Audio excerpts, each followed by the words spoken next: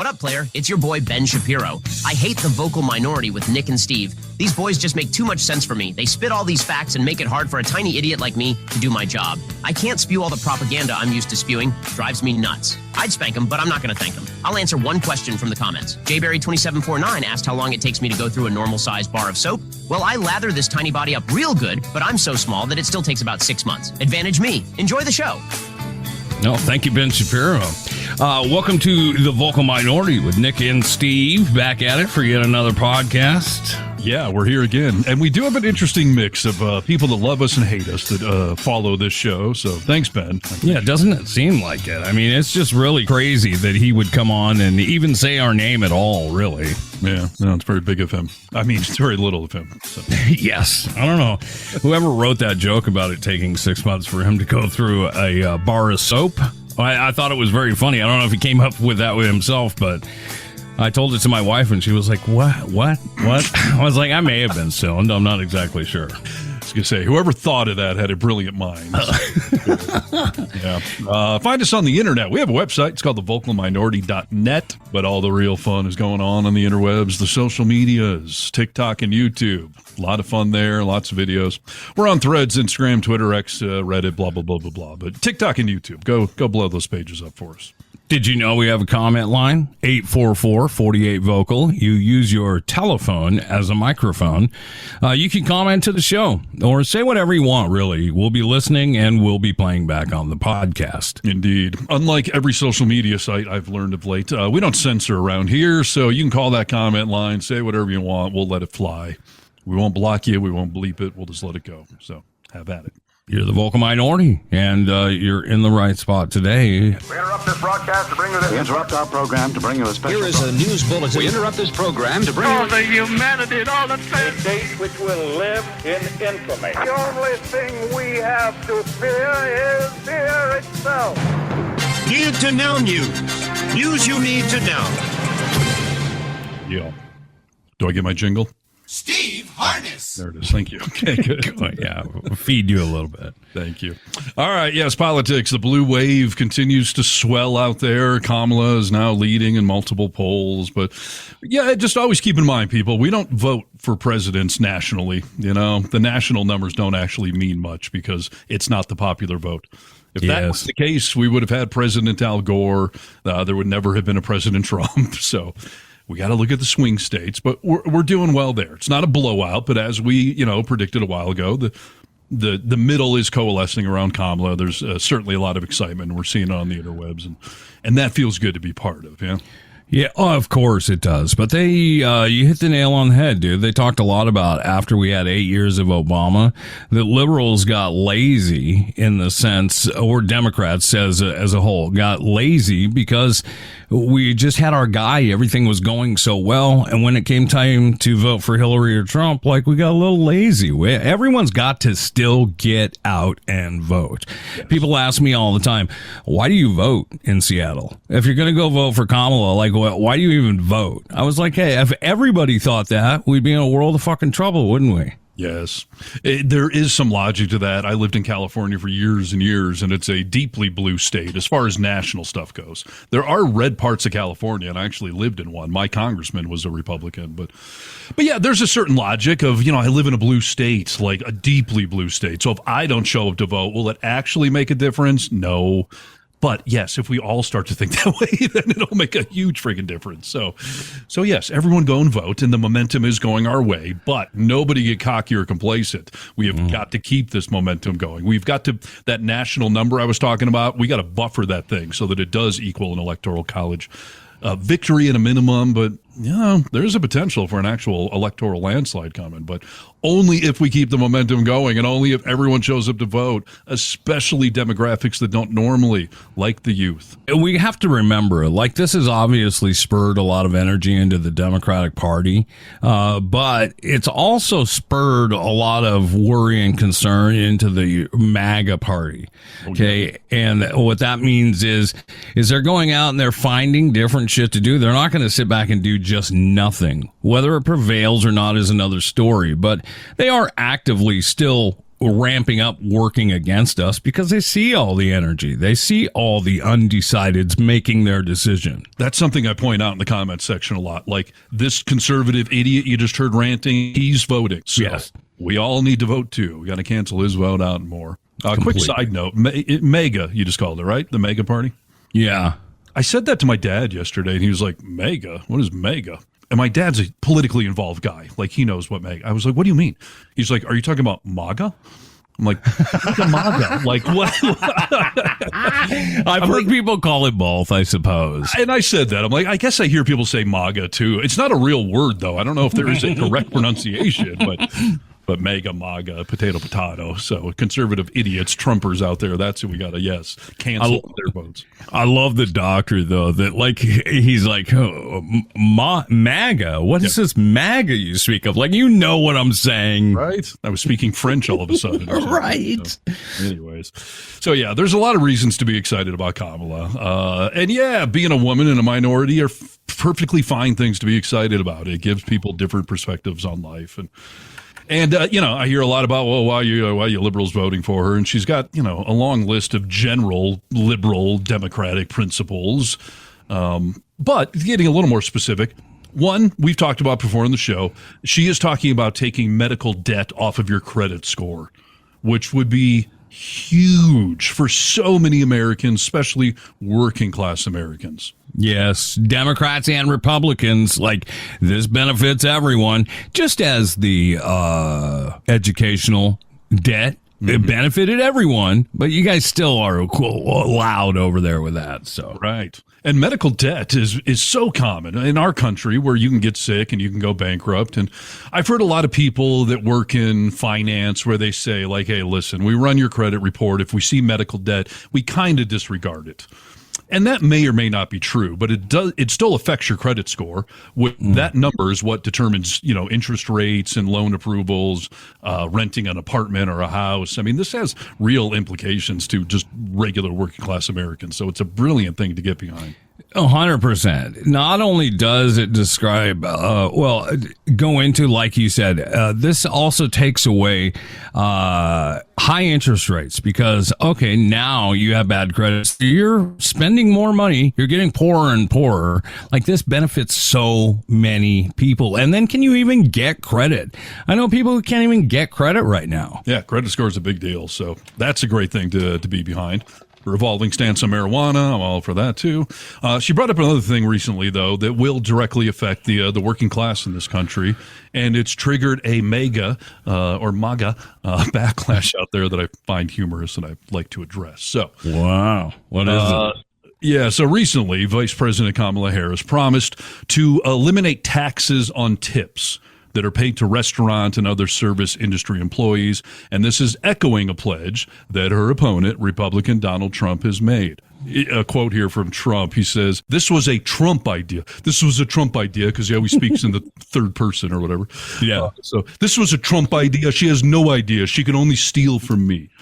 And I've been seeing so many conservatives online like, she's a copycat. She's just copying his idea. How dare she? No, you Democrats have no original ideas for yourself. And first of all, I find it funny that you all loved the idea when Trump had it. So why wouldn't you love it when she has it? Like, why are you calling her a copycat? But it really speaks to the fact that you don't seem to understand business if that's the way you look at that. Because in the world of business, when you're negotiating, like if it's you and another vendor trying to get the same client and the other person says, hey, I'll give you 10% off shipping.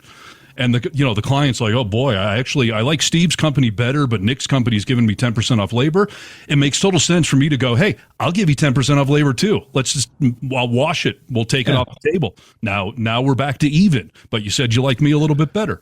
So that's really what they're pissy about, that everyone's loving Kamala more. She offered this idea that Trump had, and they're being pissy copycats, but it's just smart business to negotiate, to say, yeah, you want 10% off, you want free shit, whatever it is, I'll do that too. What else you got, asshole?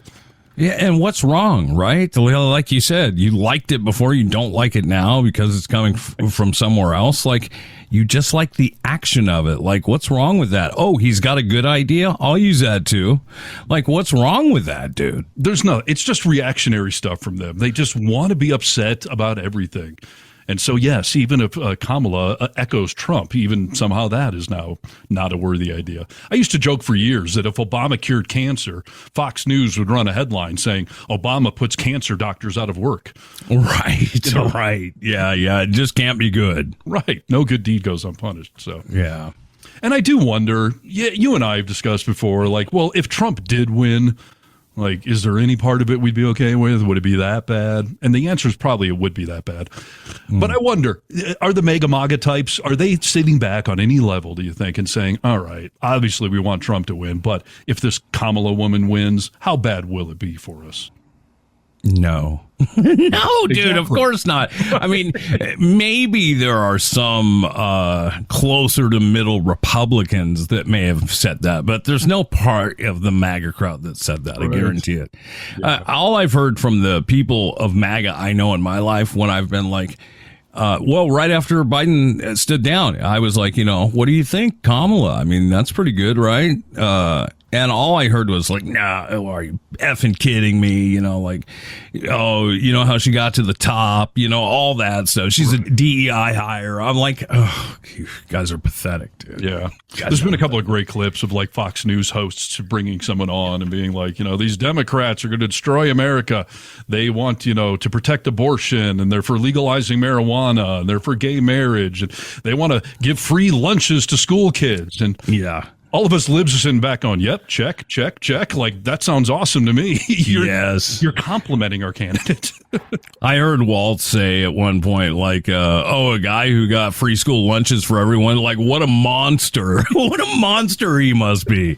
Right. Like, oh, my gosh. Well, I'm here to tell you, Megas, it'll be fine. When we do win this fall, you're going to be fine. And you're going to end up, honestly, probably liking a lot of the things that Kamala does. So just take it down a notch, all right? Calm down a little bit. You're going to be all right. You're going to hold on to your guns. Like, everything that you've been scared into thinking is going to happen will not happen. I am so sick of conservatives saying that the Democrats are coming for my guns. Like, you've been saying that for like 50 years. You seem to still have your guns, okay? Yeah. Because Democrats own guns too, and no one's actually going to seize your guns. Even if we outlawed AR-15s, the one you own is going to stay right there in your house. They may not make new ones, but they're not taking yours. Yeah, it'll become a collector's item, dude. It'll be worth a lot of money. And also, Kamala already said, like, would I offer buybacks? Yeah, I think that's important. So you'll have the opportunity to turn it in if you want, but you're not going to be forced to. No, for sure. And that's a principle they don't seem to understand, that if they say, well, if you ban AR-15s, there's still tons of them out there. That is correct. It'll take a while to wean them out. But they're going to all start to end up in the hands of collectors. And the street value of an AR-15 is going to skyrocket.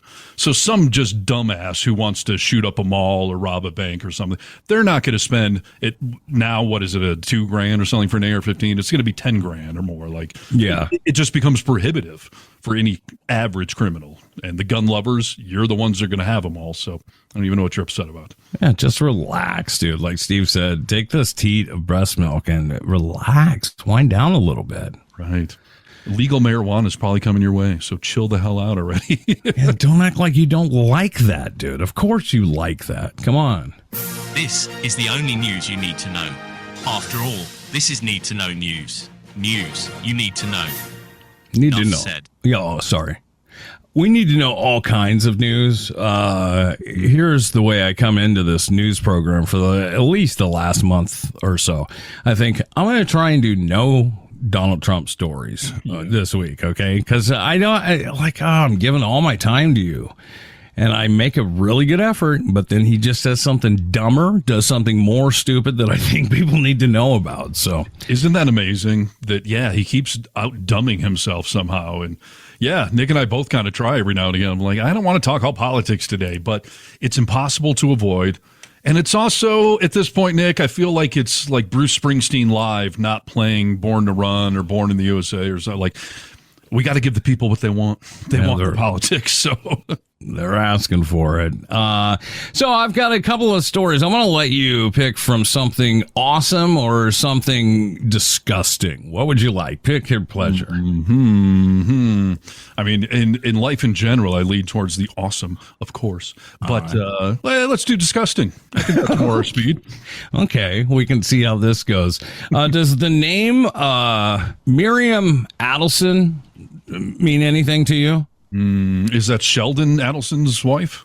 Oh, yeah, it is. That's Sheldon Adelson's wife. That's correct. GOP mega donor, former Vegas casino mogul. I think he's dead now, right?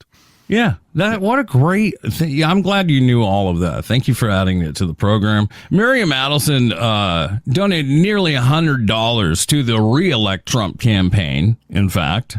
Nearly $100? $100 million. Dude. You said $100. I was like, what? She really dialed it back. Yeah. She's concerned about, just keeping her money now. But right. She donated nearly $100 million to reelect Donald Trump. Donald Trump. Yeah, come on. Think about this. If I'm donating $100 million to Donald Trump, I'm not doing it out of the kindness or the goodness of my heart. Like, something going to fill my pockets, right? Oh, yes. So, come on. She's making an investment. I get it. Yeah. But Donald Trump was talking to a room full of people and had something to say about her that I'm going to contrast. But first, I just want you to listen to this and see what you think of him talking about Miriam. When we gave Miriam the Presidential Medal of Freedom, that's the highest award you can get as a civilian. It's the equivalent of the Congressional Medal of Honor, but civilian version.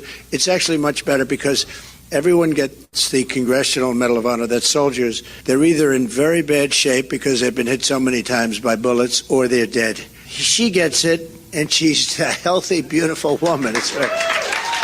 What the hell? And they're rated equal. All right. They're rated equal on Yelp. Rated equal. Dude, he just says stuff. But I mean, everybody in the collective United States of America, this should be so offensive to you if you understand what it is like at all to send a family member, a mere child, off to take a bullet for their country. And this is how they are discussed and talked about by this man. We think back to him calling them losers, suckers. We don't want to see their torn up bodies. Like, that grosses people out. All the shit that he said.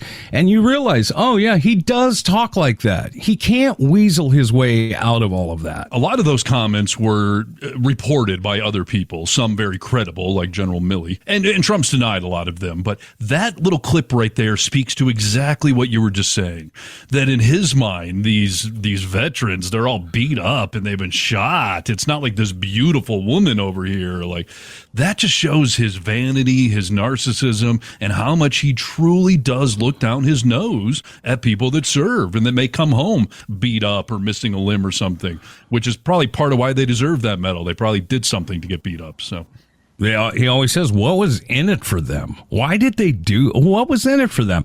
Let me give you a little contrast.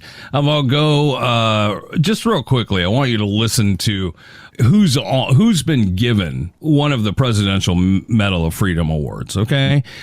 This has gone to people like Elvis Presley, who did serve, True.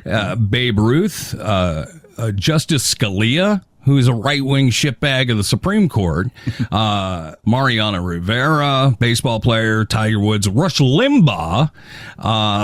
These are the kind of people that have received this award. Because the president just gets to pick that award for who they like. The barometer goes dramatically, whether it's Obama or Trump or whoever. I think Bono got one. I think maybe Robert Plant got one. Like, this is who gets them. I mean, that's what they're all about. I would like to just let you be introduced to someone else. He's a Marine, Corporal Kyle Carpenter, who received the Congressional Medal of Honor from Obama. And this is the contrast. Keep in mind, at the time, Kyle was just 21 years old. They found Kyle lying face down directly over the blast area. His helmet was riddled with holes. His gear was melted. Part of his Kevlar vest was blown away. One of the doctors who treated him later said Kyle was literally wounded from the top of his head to his feet. And for a moment, Kyle was still conscious. His eyes were open, but he couldn't see. Kyle remembers everything went white. And yet, even then, his thoughts were not of himself. One of the Marines who was there remembers how Kyle kept asking one question, and that was whether Nick was okay. And then as Kyle's strength drained away, he sensed the end was coming. So, according to Kyle's memories, my last thought was to make peace with God. I asked for his forgiveness. I was trying to make the best and most of my last few seconds here on earth. This is the contrast of what happens with these medals of honor and the Presidential Medal of Freedom. He was laying there all beat up and pathetic. I don't know what was in it for him. In this speech that Obama is giving, he's awarding this to Corporal Kyle Carpenter, and the Marine is standing there with all these injuries. He prevails and is standing there. It must be an amazing amount of pain, but he's receiving this award. And this is what means something. When he compares two medals like that and just throws and discards the Congressional Medal of Honor that they're the same, this is a trash man. I think another thing that he shows here with his narcissism is, that he looks down his nose at veterans and doesn't know what's in it for them, and they come back looking all disfigured and ugly, and he's all into the beautiful woman who's a millionaire and whatnot. But he also values the presidential one more because that was his thing. He did that. He anointed you. So obviously that has to be more important than serving your country or almost dying in the line of duty. Like, just because it came from him, it has to trump everything else. Yes, 100%. I just want you to think about if you're undecided in the vote right now, or if you're part of that mega crowd. Just think for a moment that this is how he thinks of veterans. And when you're hoorahing and doing everything for veterans, look how they're treated. Yeah, this is your guy. So I wouldn't want to step anywhere near that, dude. The way he spoke of John McCain, that, he's a hero because he got captured, like that one blew me out of the water. I never thought anyone would say something like that. Yeah, it is disgusting. And here's the problem. The mega crowd doesn't care. They don't care at all. But the center of the country, the undecideds, the youth vote, minorities, women, they do care. So we need to continue to echo these sentiments. I think two things. Here's my prediction, Nick, for what will happen over the next couple of months. We'll see if I'm right again here. Give us your prediction. Yes. Two things will happen in the next month or so here heading up to the election. So we've already got the blue wave forming. We already got the momentum going Kamala's way. She's already inching ahead in the polls. Two things will happen. One, she's going to eviscerate him publicly in this first debate. He will come unglued. He cannot stand a woman, let alone a minority woman, putting him in his place. So he will have a public meltdown that will go down in Saturday Night Live fame for just, it seems like a parody, and everyone will be making fun of him. And then right after that, he's going to be sentenced to 2 to 4 years in prison. You're predicting that now? Yes. Oh, yeah. I mean, I pray to God they're trying to get this sentencing pushed back. Trump just tried the legal maneuver of let's do this after the election. I can't imagine why he would want to do it after the election, but the judge, Juan Marchand, seems to be sticking to this mid-September date.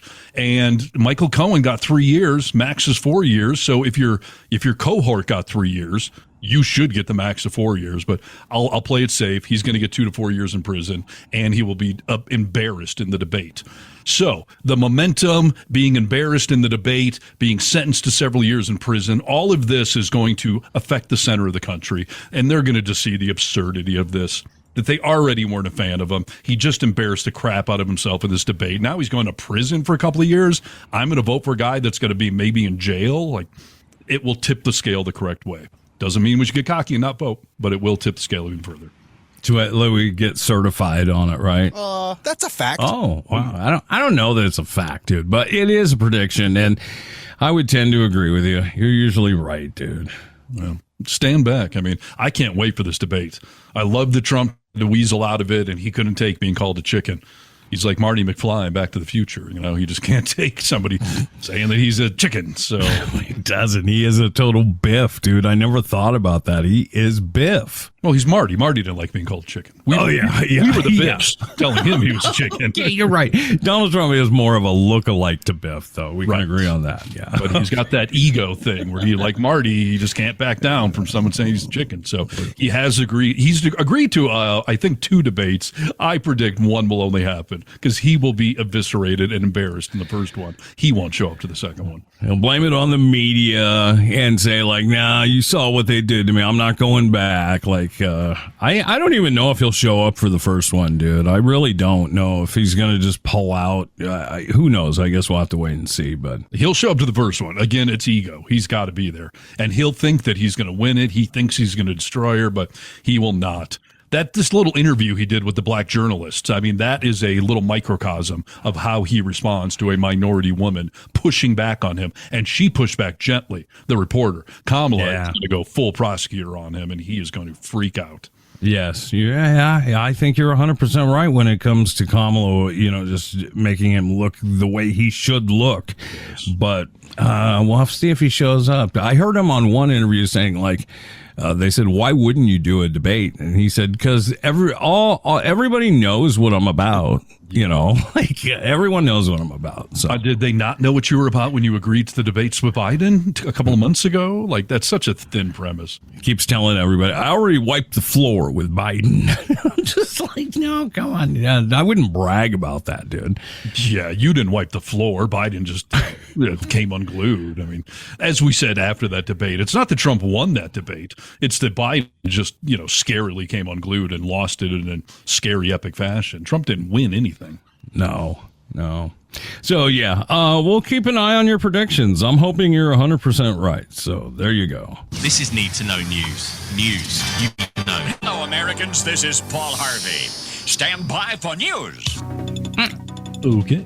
All right. Continuing the political theme and the momentum going on in this country. We have talked before about this Republicans for Harris thing going on. Yeah. We've talked about it on the show, the farmer from Montana, and just, a bunch of people that have voted for Trump in the past that are not going to do it this time. And Republicans for Harris is definitely a real thing out there. And I actually first saw this today on Facebook, Nick. One of our mutual friends, one of our old producers, shared this article. Did you see the big man? No, I did not. Yeah, so the big man was one of our old producers, and we all met when we were kind of young and dumb, but even then, he was starting to grow a little more conservative. And on this Facebook post today, he flat out says, like, I'm a conservative, I am pro-life, like he lists his conservative attributes. But he shared this article, and he said that for the first time, I'm going to vote for a Democrat for president this time. Wow. Yeah, so I'm assuming he must have voted for Trump in the last couple. But so here's the article that he was talking about, and that I think people like him and a lot of other quote-unquote Republicans, it's why they're going to vote for Harris this time. Headline is that conservative legal scholar endorses Kamala Harris for president. Conservative former federal judge, conservative being the very key word there, has endorsed Vice President Kamala Harris for her 2024 presidential bid. It will be his first time ever voting for a Democrat. He says, quote, In the presidential election of 2024, there is only one political party and one candidate for the presidency that can claim the mantle of defender and protector of America's democracy, the Constitution, and the rule of law. As a result, I will unhesitantly vote for the Democratic Party candidate. I will be voting Kamala Harris for president. Wow, dude. Well, I mean, I guess he's never voted for a Democrat before. How much stock do people put into this? Because obviously, like, big man voting a Democrat just because this guy is, or this is what threw him over the edge, like, he must have some effect on people. That's the point I want to make here, that I think there are a lot of conservatives or Republicans out there. I think even people in your family, Nick, obviously people we know like the big man, that they're not feeling good about Trump, but they're sort of institutionally scared to vote for Kamala Harris, to vote for a Democrat, But I think the more of these voices that are willing to raise their hand and say, like, I can't do it, I got to vote for Kamala. It's not that I'm a Democrat. It's just I cannot be part of this Trump insanity anymore. Even if I voted for him before, I see the writing on the wall. I see how bad it is.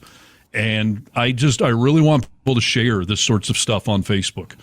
On whatever the social medias are, because there are people in your lives, your family, your coworkers that are on that fence. And if they feel like they have a little bit of a herd to go huddle around, a little protection around them, no one wants to be the Lone Ranger out there in these sorts of things, especially in the MAGA world. You get the crap kicked out of you online and in person. So this is a real momentum, and it's a good thing. And I'm so excited to see someone like the big man, or like this guy who's been a conservative circuit court appeals judge for years, publicly saying, I can't do it. I got to vote for Kamala. It's just like when we talk about real patriots, not what they've been made to be, with the mega crowd. Like Joe Biden is a patriot, dude. Someone who put country above all else, stepped aside. You're doing the same thing. Like, you should feel like a hero if you are moving from that side to vote Democrat. Even if you can just put down your differences because we got to course correct here, and we will not do it with this man. Nothing wrong with the Republican Party. We don't agree on a lot of stuff, but you guys got to get that thing back on track, because this has been a circus. Yeah, we need a real two-party system. You guys are almost making this a little too easy with your insanity with Trump. I've said this before. If it was Chris Christie right now, if it was Nikki Haley right now, I don't know that we could have swapped horses like we did at the last second and everyone would coalesce. A regular Republican would be really hard to beat right now.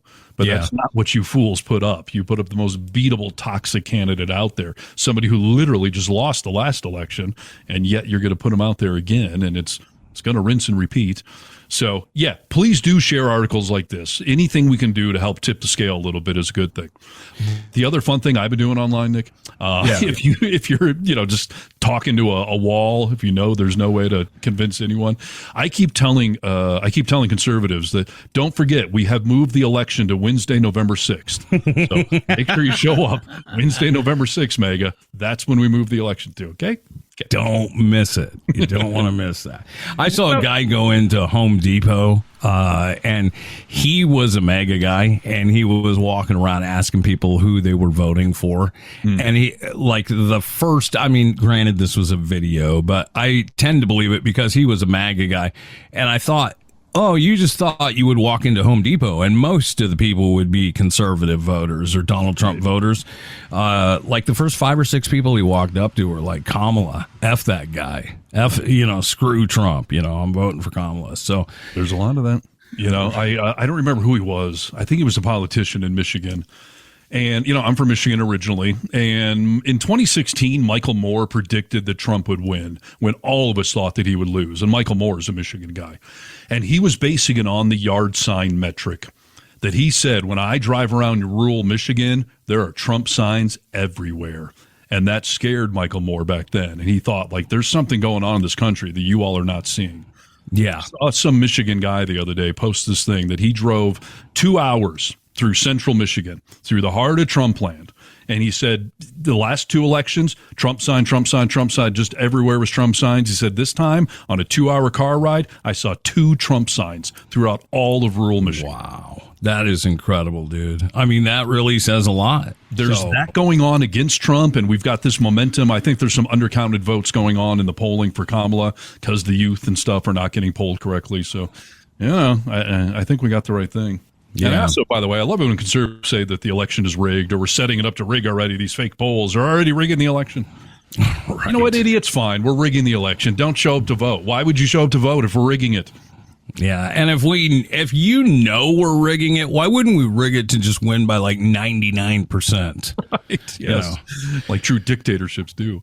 Yeah. And by the way, it is so impossible to cheat in a national election. It always has been. But now, more so than ever, with all the crying wolf, with all the eyeballs on this election, you think there's going to be some massive voter fraud that could sway a national election? It would be impossible to pull that off. All eyes, including Mike Lindell's, dude. You think Mike Lindell's not watching this like a hawk, dude? I don't like how some of these mega types are going to be showing up at polls to be monitors or whatever. I hope they don't intimidate anyone. But on the other hand, yeah, go ahead and show up and watch. You're not going to find anything, nothing measurable. There's always some fractional election fraud in every election, although the majority of that tends to be Republicans. And that's a fact, by the way. And I implore all people to not fall to being afraid of going to these polls. In my small hometown that I live in, like, I'm in a blue area, obviously, but we've got pockets of red. You know, there's guys showing up to the ballot box, you know, with holding machine guns and, you know, AR-15s, whatever. Like, I mean, who do you think you're intimidating, dude? I'm going to walk in there and I'm going to vote. You don't even know who I voted for. Right. No. Don't let it scare you. There is early voting and there is mail-in voting in a lot of states, but I take a lot of pride, and there's something I just really enjoy about showing up on Election Day. I know there's options not to, but I want to be there on that day. I want to walk in there. I want to cast the votes, and that's what I'm doing. And this year, I'm in northern Nevada. This is Trump country where I'm at, so the ass-kicking potential is there. But I will persist. You will not intimidate me. Yes. Don't be intimidated. Go vote and vote blue, no matter who. This is Need to Know News. News you need to know. Start the news chant, please. Come on. News. All right. Relax. Jeez, dude. My gosh, we're not on your schedule. We're on ours. We thank you for listening to the podcast, and thank you for pumping us up lately, dude. We continue to get more followers on TikTok and other social media platforms. More downloads are coming, and, well, that's because of you. And I don't want it to go unnoticed. I appreciate it. We both do a whole bunch, so thank you. Yes, that is a good sentiment, because, yes, things are growing, and a lot of it is the blue wave. Finally supporting some proud liberals here. Steve, what can you tell me if I was to say, oh, hey, Steve, I'd like you to meet Larry. He doesn't know what the Lincoln Project is. How would you paraphrase the Lincoln Project? Republicans for democracy. It's essentially conservatives and Republicans that are, against Trump and in the MAGA movement and are trying to call their own out. They are almost myopically focusing on Donald Trump. I mean, the goal of the Lincoln Project is for democracy, but Trump is behind taking democracy down and putting it 6 feet under. So target Donald Trump. They have amazing writers who write commercials for them, and they get a lot of attention on the web and on TV all around this great country of ours for the wonderful ads that they write. And I would like to say they almost write themselves, because Trump's an idiot. You put a camera on him, you're going to find gold eventually, and he's not meaning to do it, mind you. No, he definitely gives all of us a lot of ammunition to use against him. And the Lincoln Project is well funded. That's a key thing, because they can afford to hire producers and writers and make these really powerful commercials. This latest one that they put together has really seemed to piss Donald Trump off. Obviously, we see Donald Trump just going into a tailspin here. So a lot of things are pissing him off. His campaign got pissed off at this ad, too, and they decided to send a cease and desist letter out to the Lincoln Project. They've done that before, and it has not worked. Rick Wilson, who is a key contributor to the Lincoln Project, had some interesting words for Donald Trump. And I thought, wow, dude, you are going at this in a very wonderful way. Would you like to hear it? I would. I like Rick Wilson. He's a smart dude, and all the Lincoln Project people are. So, yeah, what words of wisdom does he have? Donald, here's the thing. You can send every lawyer letter you want. You will never take us to court, because you understand that we will get into discovery with you and your campaign, and that will be a wreck for you. That will be a shit show for you that will never end. Mm-hmm. If you sue us, we'll bring you into discovery, and we'll start talking about where all the money goes in the Trump campaign. Because you and I both know, Donald, that you people are skimming off enormous percentages of the cash from your campaign. We know it. You know it. All those crazy LLCs, those mysterious Wyoming registered LLCs that are housed in Delaware behind 27 layers of obscurity. We know where they are, Donald. You're never going to sue us. You are a pussy-ass bitch.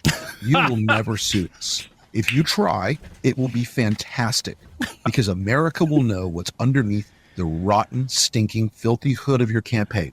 It will go so badly for you. We will get into everything, Donald. We will get into the settlements your campaigns had to pay for sexual harassment lawsuits. Ooh. We will get into the money We will get into every single part of your crapulous enterprise. We're not afraid of you, Donald. You're the guy in the Camaro 5 years after you graduated from high school, circling the parking lot on the Friday night football game. You are just pathetic. Wow. You are limp. You are lame. Your campaign is failing. Bring it home, Rick. Us a cease and desist letter today tells me everything I need to know. We're in your head. We own your ass. We will not stop fucking with you or your campaign. Wow. You are the most pathetic example of human waste I can imagine. You are low. You are weak. You have failed. You will lose. And history will piss on your grave for 1,000 years. Wow. What did Rick have for breakfast this morning? A pussy-ass bitch. Never thought I'd hear Rick Wilson say that. Let me tell you that, what I played for you just now was like a minute and 25 seconds. Yeah. He went on for 4 minutes. Like, I had to cut part. He was pissed, and he was like, I'm done with you. Like, please sue us, dude. We are going to totally disregard the cease and desist because we know you won't do anything. And he's right. Yes, he's spot on correct. I mean, first of all, the way he is poking at Trump's vanity, calling him limp, and calling him a pussy-ass bitch, and calling him the guy in the Camaro circling. Has been, right? Yeah, I mean, that's going to drive him nuts. But he is spot on with his legal analysis there, and we've talked about this before. Trump is a legal bully. He threatens to sue everyone, but he won't. Even if he files a lawsuit, he won't follow through because what Rick said right there, that phrase discovery, that is his Achilles heel. He will never let somebody go after discovery because in a legal lawsuit, and you can speak to it better than I can, Nick's almost a lawyer, spends so much time with his wife as a lawyer, that you can go after everything. You can subpoena every record, interview anyone you want. You can lobotomize and sodomize, and you can just tear someone a new one in discovery. And Trump, he's got too many skeletons. He can't possibly let someone have that access. Rachel says all the time, like, if you bring a lawsuit, like, strap up. It's going to be bumpy because I have access to everything now. Your whole history, what you've done bad, all of your secrets, and we all have them, a debt here, a bankruptcy here, whatever it may be, like all your secrets are now going to come out. And that's what you have to think about when you file a lawsuit, which is why he won't do it. He just threatened to sue the New York Times, this George Stephanopoulos lawsuit, and none of this is going anywhere. He just tries to be a bully because he knows most people can't afford lawyers. And that trick may have worked when it was some contractor he screwed over suing him because he can play that game longer before it gets to discovery, before somebody just paying for their own lawyer could. But yes. Not with these big fish, not with people that are well-funded and can fight back against him. So, yeah, go ahead and sue anyone you want because we know you're just a blowhard, pussy-ass bitch, to quote Rick there. So. Yeah. Rick Wilson, I thought you just laid it down at the very end there. I was just like, oh, my God, dude, one after the other. And the facts are they were all true. So there you go. I can't wait to hear some internet remixes of that. Pussy-ass bitch. Pussy-ass bitch. Yeah. That's coming. Yeah, that's brilliant. So yeah, there'll definitely be some good ones. So maybe we'll have to make one. Who knows? We'll see. Yeah. TikTok trends. Have you seen all these housewives dancing to the I'm a Never Trump guy? I'm a Never Trump guy. The J.D. Vance remix. No. Is it great? Yeah, so I don't know who it was. Some DJ took J.D. Vance's audio of him saying, I'm a Never Trump guy, I'm a Never Trump, and he did a whole remix to it. And now there's this TikTok trend of just housewives just, jamming in their kitchens. I'm a Never Trump guy, I'm a Never Trump guy. Yes, it's a great trend and a great reminder that Trump, for some reason, picked a vice president who used to be against him. And yeah, it was a bad choice, dude. It was a bad choice. Need to know news. I said, oh, Lord Jesus, it's a fire. News you need to know. I got bronchitis. Ain't nobody got time for that. No, they don't. No, who would? All right, I do have a story that is not political. So shall we discuss that for a moment? Sure, dude. Let's bring us into the light, out of the darkness. Yes, a little palate cleanser. I do have more political news to get to, but I wanted to make sure this one got out there. It's one of my little pet topics that I talk about. Literally on my board right next to me here, I have pictures of... Well, first of all, I have a picture of a young Nick and Steve, which that's funny. But I have pictures on this board over here of places I've visited around the world because I don't get to travel a lot. But some of them I like to have little visual reminders. So, I've got Mexico there. I do have Seattle there from a time I was visiting. I've got London. But I got a couple of pictures of Stonehenge up here because I am fascinated by Stonehenge. I went there years ago, and I learned a lot about it. There's this natural earth energy thing that is unique. It's some it's a type of earth energy that's not electric or magnetic. It's measurable. Scientists don't know what it is, but that same earth energy also happens to be at the pyramids in Egypt, the Mayan ruins in South America, Central America, so there's a lot of weird things going on with Stonehenge. The earth energy is a big one of them, but the classic question of how the hell did they get these stones in the middle of this field? How did they get them upright? And then how did they take other stones and stack them horizontally across them? Like, even in this day and age, you would need heavy-duty construction equipment. Those slabs weigh tons.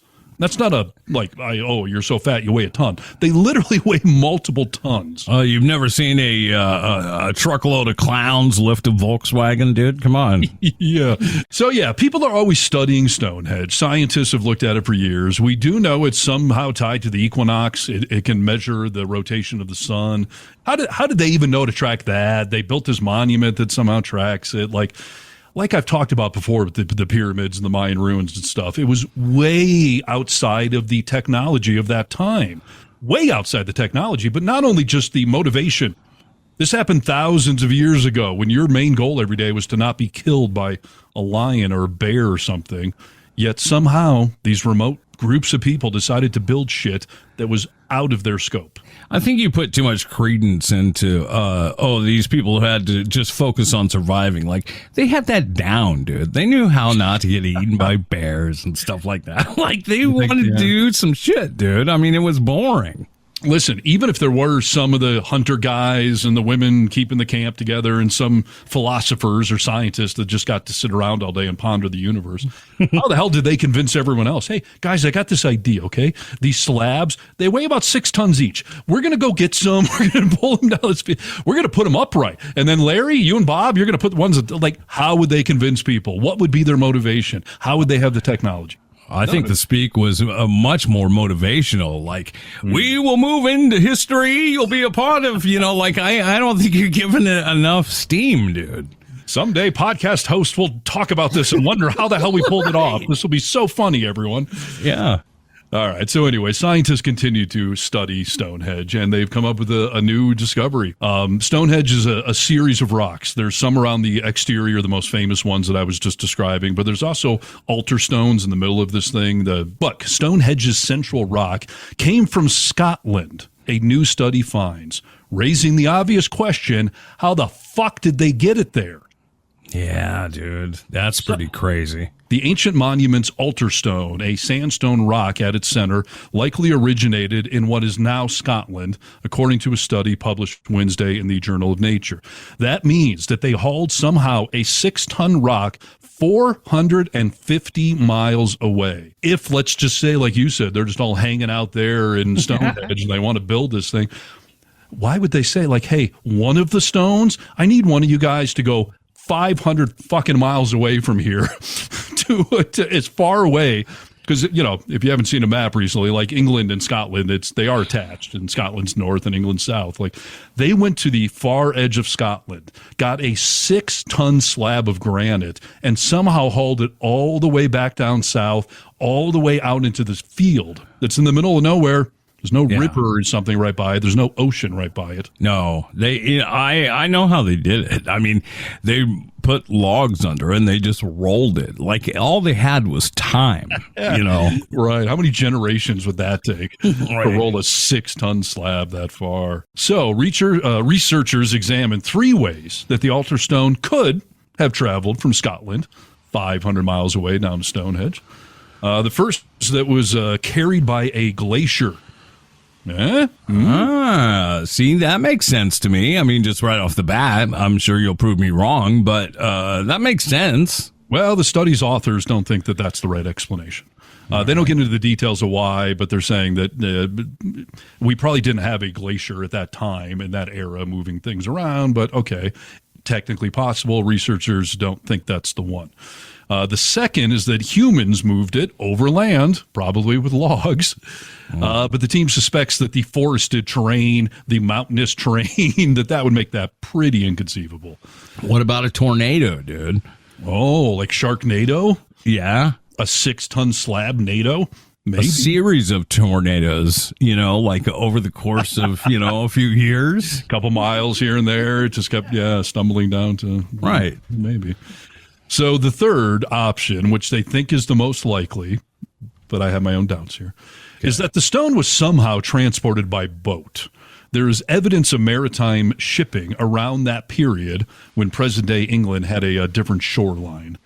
But again, a 6-ton slab. I don't know how much cargo is on a ocean freight nowadays, but it's certainly metric tons worth of freight. Sure. So you're telling me 5,000 years ago, which is when this roughly happened, that they somehow constructed a boat that would hold a 6-ton slab? They got it onto this boat. They somehow sailed it all the way down, never capsizing. And then again, Stonehenge is not located near an ocean, even if the landscape has changed. It would have been further away, actually, from the ocean back in those days, not closer.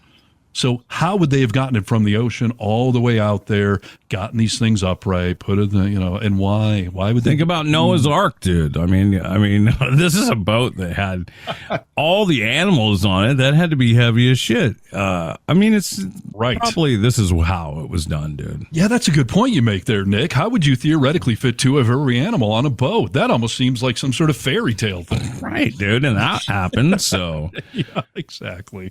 So, yes. The answer is unknown, but Stonehenge fascinates me. It is just implausible, impractical, and it just makes no sense.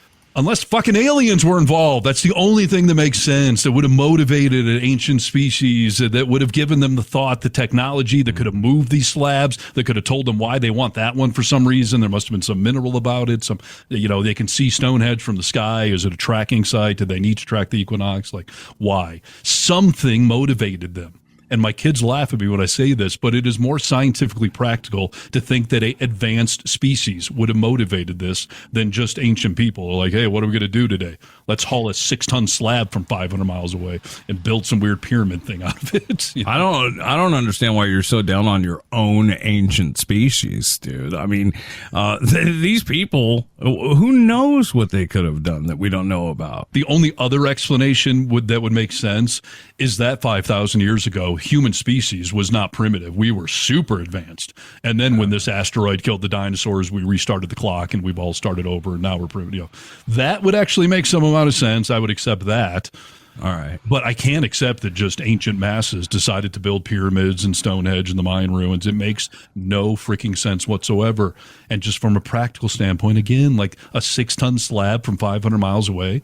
And the other slabs, by the way, did not come from like down the street either. They came from further in northern England, but this one came from like Scotland. I mean, that's... How about you think of this, dude? When they say like an orangutan is way like 10 times stronger than a man, right? A gorilla to like 30 times stronger than a man.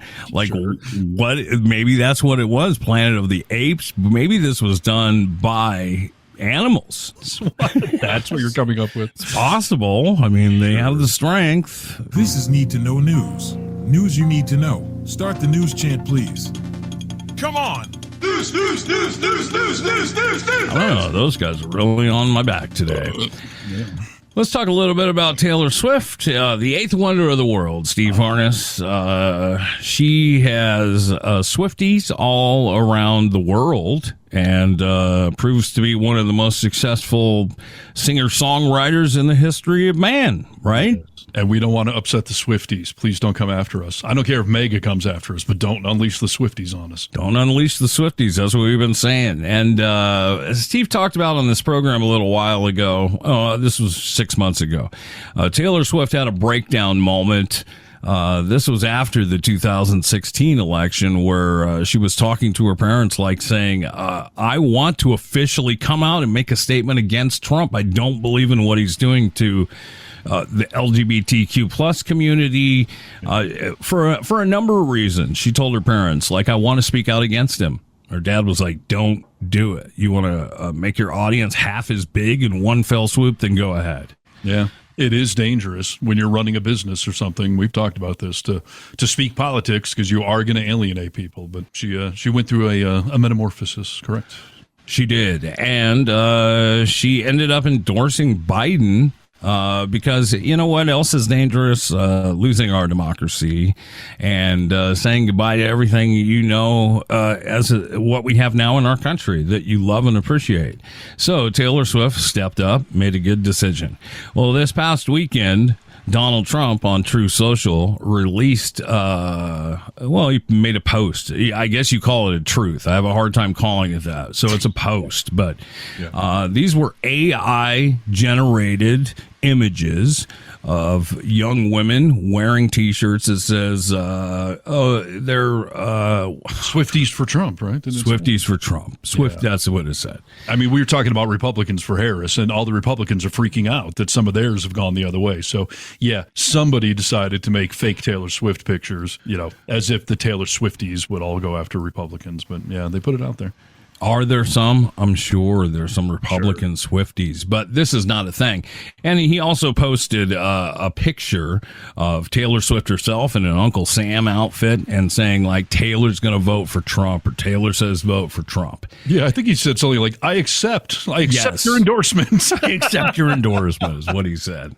Yeah. Now, this is where this gets a little bit weird, is because Taylor Swift had 3 shows that had been canceled on her European leg of the Eras Tour after police thwarted an ISIS plot to attack her concerts in Vienna. Yeah. She had, pretty big thing going. Well, people came out and started saying, and I don't know who these people are, but they said, if President Trump was still in office, like, this would have never been a thing. First of all, this was in Vienna, and second of all, I thought he took out ISIS. Why are they still around if he took them out? So this is, a little bit funny, because you think to yourself, okay, the Swifties are no doubt going to talk. And I just wonder if your firstborn had anything to say on the subject, because she's well read in politics. Yeah, no, he was a gigantic Swiftie and a political savvy kid. This story, no, we actually did talk about the attempted terrorist attack on the concerts in Vienna and how devastating that would have been. But no, we didn't get into this the AI thing, because this is just broken recently since I saw her. Yeah, for sure. Well, you have to ask him about it. People were wondering. Obviously, I said, the Swifties were going to come out and say, like, BS, this is bullshit, this is AI, blah, blah, blah. But everyone's waiting for Taylor Swift to make a statement on the whole thing. Mm-hmm. And in great Taylor Swift fashion, she did it a little bit more creatively, where she wasn't going to come out and actually speak words, but she made a post. And I guess this post is about a certain song that she has, and it is like a picture that portrays this song, and the song is called this. A message to the smallest man who ever lived. So she's got this song called A Message to the Smallest Man Who Ever Lived. Well, this morning she put on her front page of her website the picture that is the album art for this song that all the Swifties know, like, oh, that's for the smallest man who ever lived. So people are saying now that is her response to Trump. Like, interesting. You're the smallest man. Yeah, Taylor Swift has become the Da Vinci Code of pop artist. She is a master of her social media, of planting little hints and clues and leading people down, scavenger hunts basically for new album releases, songs. So the Swifties are super dialed into some of her nuance like that. So, yeah, I think that disseminates the message very well to them. But Taylor does need to come out and encourage that group to register to vote and to show up and protect democracy. I'm assuming she's going to. She did it in 2020, like you mentioned. And now she's at that Elon Musk status where she is so popular, so rich, that even if she loses some percentage of her audience, she's willing to take that hit because she knows it's the right thing to do. So I'm eagerly awaiting it.